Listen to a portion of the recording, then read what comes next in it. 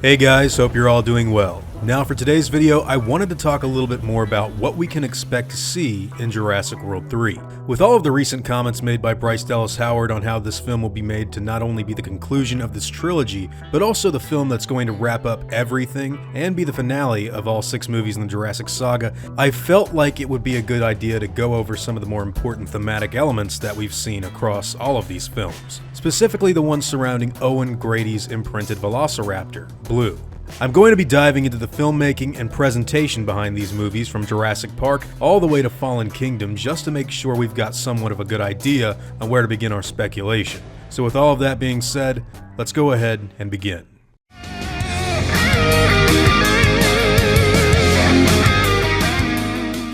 So what exactly are the themes of Jurassic Park? What is the series actually about? Sure, you've got dinosaurs killing and eating people and epic action sequences on a faraway island, but what is the actual theme of these movies? Well, oddly enough, that's not too difficult of a question to answer. Starting in 1993, Jurassic Park was a movie that essentially honed in on control. It was a story about an eccentric billionaire recreating extinct life and putting it on display for the public in a theme park on Isla Nublar. The problem was, he and everyone else working at the park had no idea what they were doing. But hey, how can we stand in the light of discovery and not act? In that first movie, the ethical questions are laid out on the table and actually debated between different characters with differing viewpoints. Malcolm famously responds to Hammond's dinosaur theme park dream as nothing more than the rape of the natural world. But Ian Malcolm's argument seems to be at first rendered moot. After all, they've taken extreme precautions. Concrete moats, electrified fences, and of course more advanced supercomputers than you can shake a Dillo's frill at.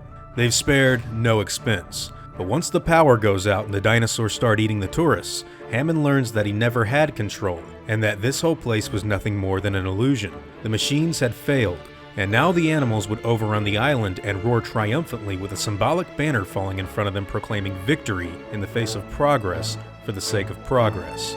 But you see, this isn't the only stop that we need to make along the journey through the series. If we're going to better understand what to expect in the final entry in the saga, we need to understand the most dangerous characters of Jurassic Park, and I'm not talking about Nedry. In the first movie, Steven Spielberg plays up the suspense and fear of the Velociraptors in a very specific and horror-oriented way. You don't actually get to see what these animals fully look like until the end of the film when they break out. Before that, we only see small bits and pieces of them and the carnage that they are capable of causing. The movie makes it clear that although Jurassic Park is full of beautiful and majestic animals, the raptors are totally different from everything else. These are violent, bloodthirsty killers that are responsible for 3 of the 5 deaths that take place in the movie. In fact, the raptors' behavior is only shown to be hunting and killing in the first and second entries in the series. They do not exhibit any other behavioral traits. This starts with the intro of Jurassic Park, where we see Muldoon and the park workers working at night, getting ready to move the raptors out of their normal paddock and into a specialized holding pen. We later learn that they had to do this because one of them started killing all of the others and sent its subordinates to attack the fence in a desperate effort to escape. At the very beginning of the story, the humans' control of the park was being challenged by these prehistoric beasts. If we jump forward in the timeline to Jurassic World, we can see a very interesting development of these bloodthirsty animals. In the first movie, John Hammond made it a point at being present for the birth of every creature on the island. But even though he imprinted on these precious animals, he was more concerned with showing his tourists a good time than actually bonding with anything that lived and breathed on his island. This is where the themes of the Lost World Jurassic Park and the first movie's themes kind of come together to play with a much more complex equation. You see, in the first 3 films, man versus nature was often established as a survival story that put the humans on the protagonist's side and the dinosaurs on the antagonist's side. Along the way, we actually get a few of the animals' perspectives through their unique behavioral traits. Shoot him! I'm just protecting that baby. So am I. In the Lost World, the Rexes proceed to pursue the humans who hurt their young, and even go out of their way to try and run the InGen hunters out of their territory. On this island, they are the ones who are in control, not the humans. Similarly, in JP3, the Velociraptors begin to track down the Kirbys and Grant after Billy Brennan steals a couple of their eggs. These motivations for the dinosaurs would be the only small look into what their perspectives would be like until the release of the 4th entry in the series.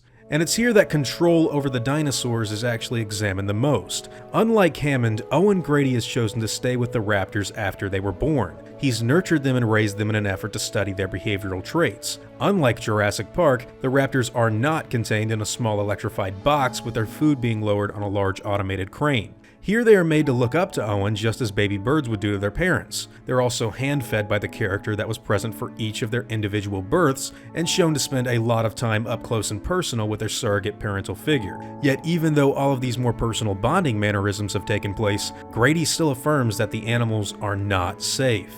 He does not want them to get out and instead insists that no one can control the raptors. His relationship with them is built purely on respect. He's earned their trust, yet still understands that no one can use them as a tool. This is a major development from what used to be the series' evil conspirators who were boxed into small enclosures with no understanding of what their motivations really were except escape.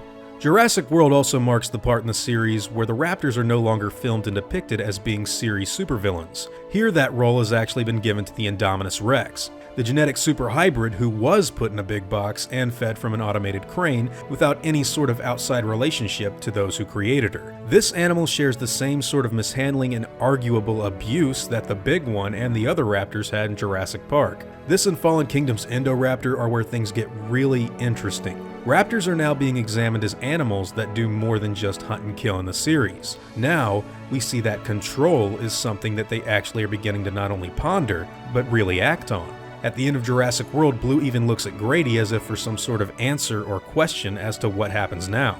And the Navy man shakes his head in displeasure at the creature's usurping of control. That happened in the jungle earlier where she and her packmates killed many human beings after they'd let the hybrid villain take over. Now control becomes more than just man versus nature, and the equation has evolved into dinosaur and man understanding that it is man versus nature. The opposite sides are actually acknowledging each other as individuals now instead of just humans and monsters. This can be further illustrated in Claire Dearing's evolution throughout the course of the new movies. In Jurassic World, we're introduced to her being an uptight, business-oriented woman who could care less about the well-being of the dinosaurs. In fact, it's actually a very big point of the movie that's made time and time again by characters like Simon Masrani, Lowry, and Owen Grady. During much of the earlier parts of the film, she calls them assets and seems to be more concerned with finding out how to orchestrate their exhibition in the control room rather than how they actually feel.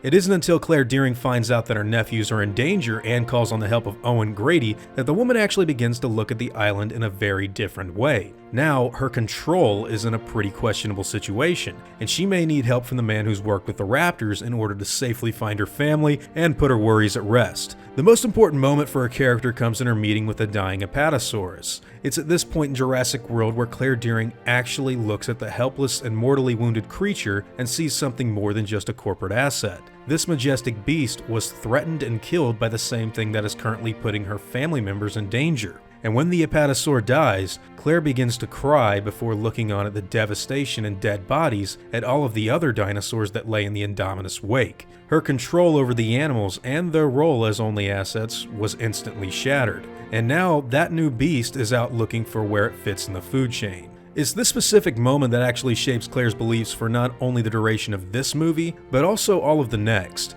In the next chapter, we can see that she's actually begun a little crusade to help save the helpless dinosaurs on the island and get them to safety. Benjamin Lockwood even comments that both he and the woman could use a touch of what he calls redemption.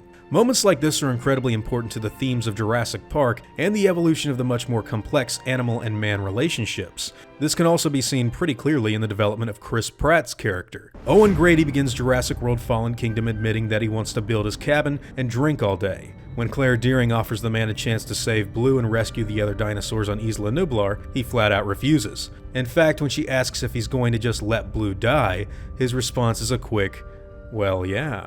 Dialogue preceding this moment actually has Owen make a comment on Claire Dearing's efforts to save the animals, and Bryce Dallas Howard responds with, "Well, I'm trying at least, you can't just run away from everything, Owen."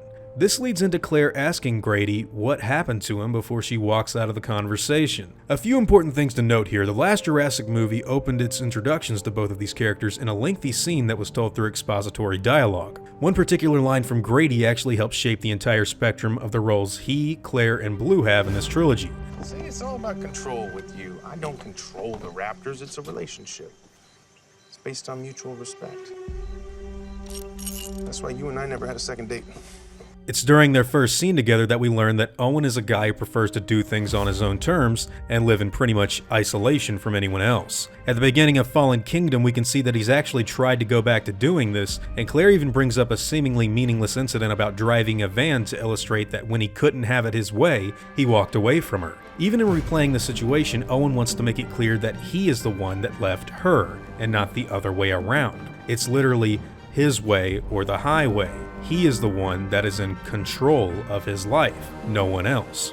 Owen's rejection to save Blue is what is a clear refusal to the call. You can see similar situations play out like this in both The Lost World Jurassic Park, when Ian Malcolm refuses to go document the animals in Site B, as well as Alan Grant's refusal to act as a guide in Jurassic Park 3. It's not until Owen Grady goes over old footage of Blue and the other raptors that he decides to go back to Nublar. Of course, when he meets back up with Blue, one of the mercenaries shoots her with a tranquilizer gun, revealing the enemies in the movie. And the story begins to take shape as the characters cross the first threshold, that is Nublar's destruction and the death of the series' iconic Brachiosaur. Grady's relationship with Blue is fleshed out further with the cuts back and forth between the current operation he takes part in and the earlier footage that shows her as an infant bonding with a man during some of their first encounters. This is actually an integral scene for not only Owen Grady, but also Blue the Velociraptor, as she's shown both smiling and muzzling Owen as a baby, in contrast to crying while being pinned down and operated on during the bullet removal. All of this comes to a head when the movie begins to wrap up, and Owen Grady makes his way to Blue before asking her to come with him.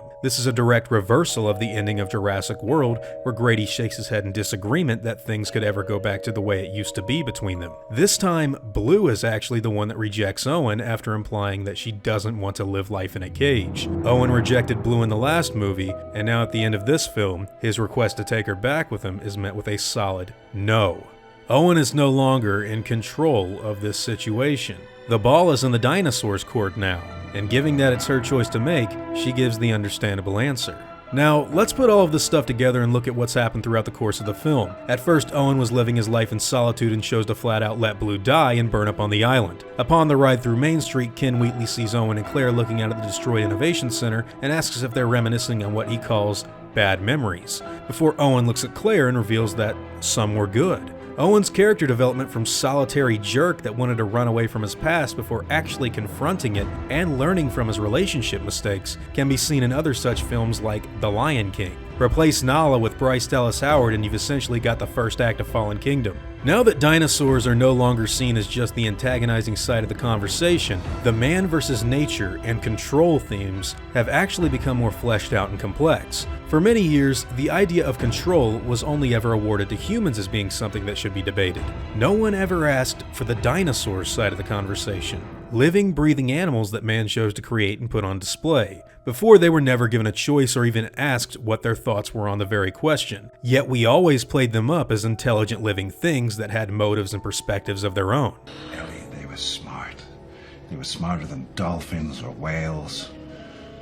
They were smarter than primates.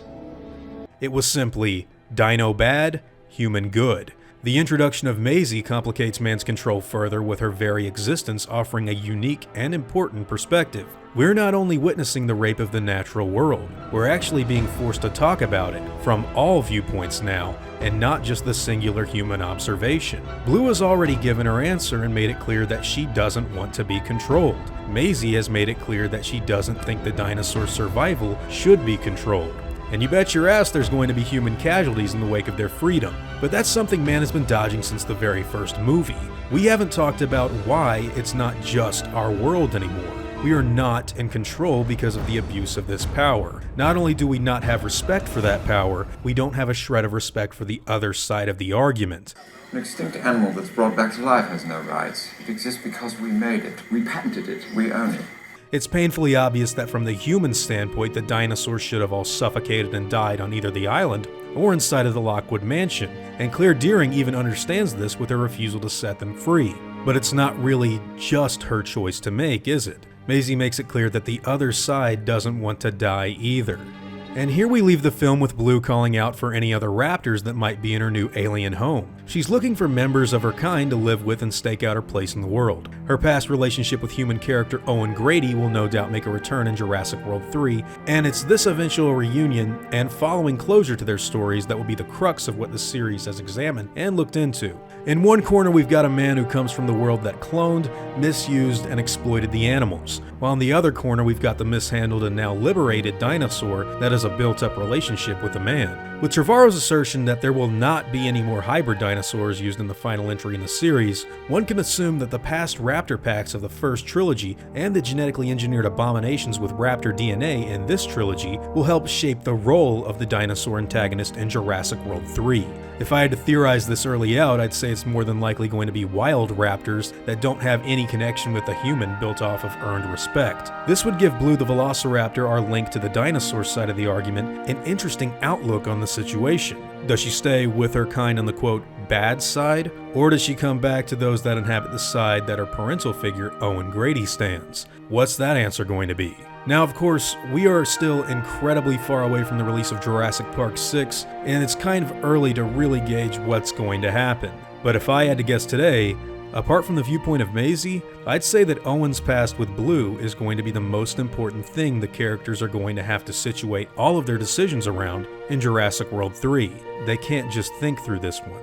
They're going to have to feel it. Now before I go, I want to thank my game wardens, as well as all of my InGen executives. I'd also like to thank all of my park workers and InGen hunters as well. Words can't really express how awesome it is to have you guys tell me how much you enjoy the stuff I do, and I seriously am extremely grateful for everything that you guys do to help. It honestly means the world. Now I'd like to thank you all for watching this video, and hope that you all enjoy today's content. If you feel like I deserve it, I'd appreciate the like and hope that you'll consider subscribing if you're interested in hearing from me again. See you all in the next video, guys, and as always, take it easy.